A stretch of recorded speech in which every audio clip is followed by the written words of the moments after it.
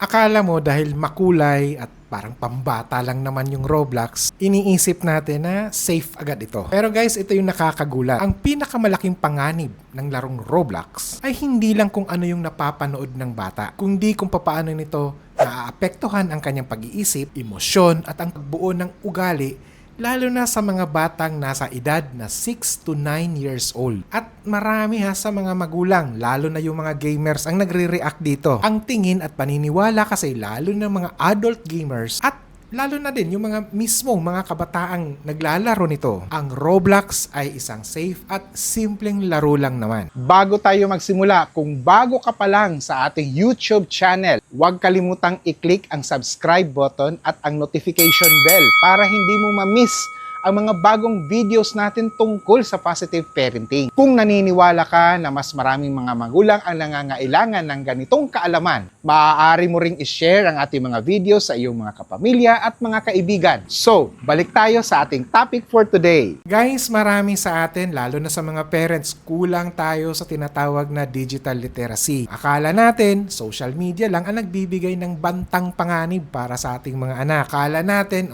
utak at behavior lang ang naiimpluwensyahan ng mga ganitong klaseng laro. For this episode, pag-uusapan natin ang 5 bantang panganib ng Roblox para sa mga batang nasa edad na 6 to 9 years old. Ang layunin ng episode natin sa araw na to ay ang pataasin ang ating kaalaman tungkol sa mga bantang panganib sa mga ganitong klaseng laro. Una, ang mga exposure sa mga hindi angkop na mga content. Maraming mga magulang ang nag-aakala kapag cartoon graphics, yan ay pambata. Yes, maaaring totoo na pangbata nga. Pero ito ang tandaan natin. Ang Roblox ay hindi talaga siya isang laro. Ito ay isang platform na may libo-libong games na ginawa lang din ng mga users. At dahil dito, hindi pare-pareho ang quality at ang content ng laro. May mga laro na harmless at may mga laro din na horror, may larong mga may violence, at meron ding may mga mature jokes. At minsan may mga bagay na hindi agad napapansin ng mga matatanda. Bakit seryoso ito lalo na sa mga batang 6 to 9 years old? Kasi sa edad na to, hindi pa ganap ang kakayahan ng mga bata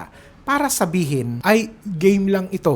Ang emosyon nila ay mas mabilis na mag-activate kaysa sa kanilang logic. Kaya minsan mapapansin mo biglang ayaw nang matulog, nagiging balisa o kaya naman may takot. O kaya naman nagiging normal sa kanila ang pagkakaroon ng isang agresibong behavior. Hindi dahil na masama ang bata, kundi dahil hindi handa ang kanyang utak para i-filter ang lahat ng kanyang nakikita. Pangalawa, ang pakikipag-interact sa mga hindi kilalang tao at ang panganib sa pagkakaroon ng online grooming. Isa ito sa pinakamadalas na hindi na pag-uusapang panganib. Hindi lang kasi laro ang mga nasa Roblox. Itong mga larong ito ay meron ding tinatawag na social interaction. At dahil sa mga features na to, dito nagkakaroon ng komplikasyon. Ang isang batang 6 to 9 years old, hindi pa sila likas na mapagduda. Kapag may mabait na kumakausap sa kanila, lalo na sa chat room, ang agad na iniisip nila ay siya ay isang kaibigan. Pero ito ang problema, hindi lahat ng mabait online ay mabuti. At tandaan natin, ang grooming ay hindi nagsisimula sa pananakot. Kadalasan, nagsisimula ito sa parang sila ay isang kaibigan. At ito yung pinaka-common na tinatanong ng mga ito. Ano ang favorite game mo? Ilang taon ka na? Bigyan kita ng item. Paunti-unti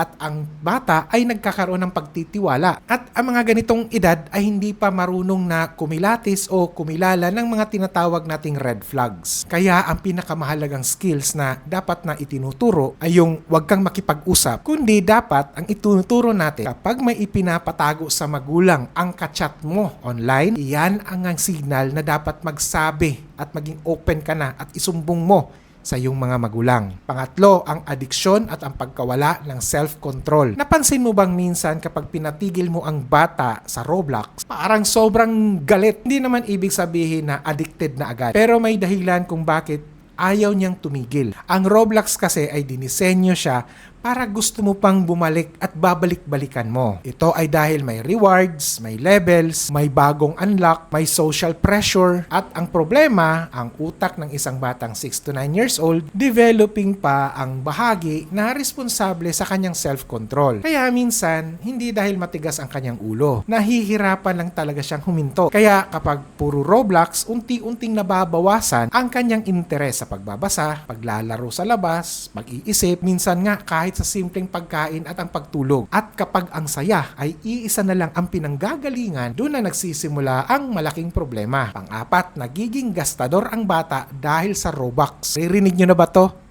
Last Robux na lang. Ang Robux ay kung saan nakakabili o nakakuha ka ng mga iba't ibang item. Ang problema kasi, ang bata sa ganitong edad, hindi pa buo ang kanyang konsepto sa value ng pera. Para sa kanila, hindi totoong pera ang lumalabas. At ang feature ng Roblox games, gumagamit sila ng urgency. Halimbawa na lang, mga limited item, mga special skins, or kaya naman mga katagang, ay nako, baka maubos. Natutunan ng bata na minsan, kapag gusto ko, dapat makuha ko agad. At ito of course ang pagkabaliktaran ng delayed gratification na isang predictor sa pagkakaroon ng future success ng isang bata. Panglima, social comparison at ang pagkakaroon ng toxic behavior. Sa edad kasi na 6 to 9 years old, dito nagsisimula ang mga tanong na, sino ba ako? At kapag pumasok na ang bata sa mundo ng mga avatars, rankings at kaya naman sa status, madaling maapektuhan ngayon ang tingin nila sa kanilang sarili. Kaya sa mga magulang na may mga anak na naglalaro ng Roblox,